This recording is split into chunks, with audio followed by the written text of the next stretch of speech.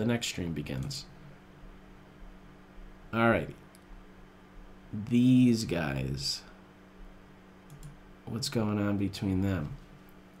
How did this game start out? Quickly. Queen's pawn, and then it went, what do we have? Kingside fiend kettle for white. Okay. This is a common structure right here, and I don't know about the decision to capture, but okay.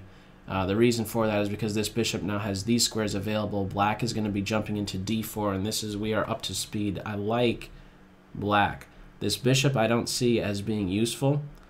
I see black as the side that has pieces that can be making better use of this d4 square, which is a hole in the white position. I like bishop c5 as a candidate move, or I guess this disruptive bishop b4 move first.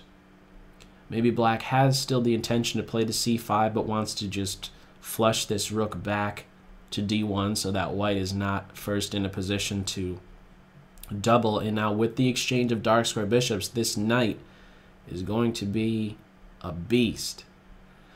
Hitting the queen, and now the queen is tethered to the defense of the b3 pawn, which is now going to be hit for a second time, and it's very difficult to defend. Like the last game that I was just playing, I was pointing a lot at my opponent's dark square bishop. Well, in this instance, I see this guy as the one who's the biggest problem. He's not really, okay, he's just strictly defensive. This knight, I just imagine, is going to be landing a fork at some point. It has possibilities for both f3 and e2, both of which give check.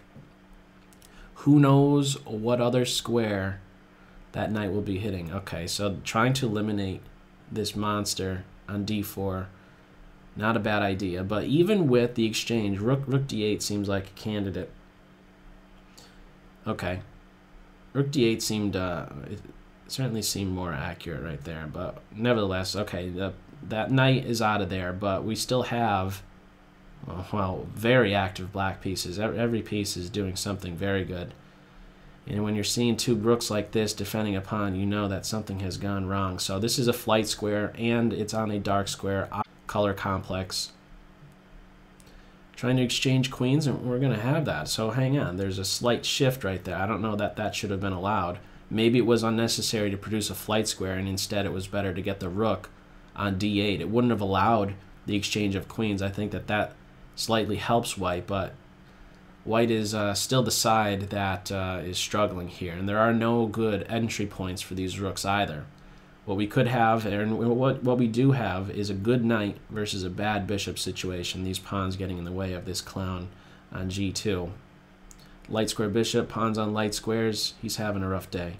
You can't get to d7. The knight's watching over it, but with this advance, black is trying to get here. With the removal of e5, that allows for what? It allows for e5, kicking the knight away. There won't be any rook getting here now since a pair of rooks have just come off, and black is still the side that's better. Pawn takes is just met nicely with either knight g4 or d7. This is the more active of the two. With just recapturing on this square, the knight is a big, bad machine right there. Pick your favorite name. Pick your favorite adjective to describe that knight. He's a tank. He's a house. A beast. I tend to use beast quite a bit because he is. If this square becomes a hole, there's going to be bad things happening to white very quickly. So how do you make progress? Even trading a pair of rooks and then sneaking this king in. Okay, so here we go. This knight, once again, within striking distance. Grabbing this pawn. Actually, black just said, you know what? There's no rush. There's, you know what? I'm in such a good position that I don't even... Maybe this pawn push is good, however. This might have been a mistake. I like e6, and if king takes, bishop here, and then that's going to be a little bit troublesome. Yeah, it would. I think pawn takes, and okay, there we go. There we go. So now at least there's a slight structural change right there, right? So maybe this was just unnecessary. Rook b2, just calmly recapture that right away. So can white really put to use that? So okay, black with e5 is saying, you know what, I want to get to d4. Earlier there was a knight on d4, and now black is making moves that are going to grant another knight to take up residence on that square. And this rook has to actually drop back to d. And not only will the knight be able to get to this square, but b2, b3 falls, g3 falls, however you slice it. Everything is just going to collapse. Actually, pick your favorite pawn to be taking. E4, b3. I actually like keeping this particular pawn around. If he's not around, maybe there's a way to get at the black e5 pawn. White, maybe seeing now that they're just completely dead, are going to let their clock tick. What is the story? Or maybe we have maybe their ISP gave them a problem. Is that the story for this one? Yeah, going back, that exchange, I think, just benefits black when white captured d takes e and black had d takes e. As soon as these this diagonal was opened up, I think that favored black. Just going back quickly, these guys are done. Time was up right here. This is an instance of what should you maybe do in this case? Maintain the tension, because right now it's a situation of 2-1 in favor of white with the pawns in the center. And after that exchange, now it is 1-1. And it's hard to see how white is really the side that benefits, unless there's a way to quickly say that, you know, black's slightly backward development of this queen bishop is an issue, but I don't really see that coming into play. So I think that this just helps black, that capture on e, but okay. It's just blitz. Turned out to be a very difficult road ahead.